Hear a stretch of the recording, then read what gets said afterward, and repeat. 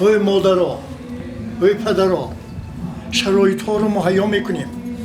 همین یک خواهش دارم که بعضی کلمه های نوجویه اینقدر که تاجیکستانیان در شخصیت پیشواز معظم ملت در مقیاس بین الملل شأن و شهرت یافت تا به درجه این از سازمان ملل متحد با زبان تاجیکی پیشوای ملت سخن میراند، پرچم افشانی میکند در قطار زیاده از 180 دولت کره است.